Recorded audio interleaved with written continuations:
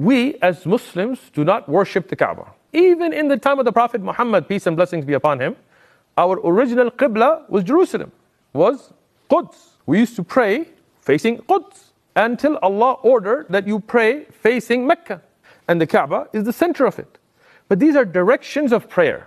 We don't pray to it. For example, here in America, we pray northeast. Does that mean that we worship the direction, northeast? No.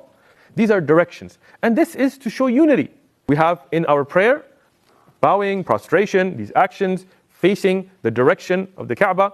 Even today, when we're sitting here, we don't have little idols of the Kaaba. No, we look towards which way is the Qibla, and even if you're a little bit off, as long as the general direction, your prayer is fine.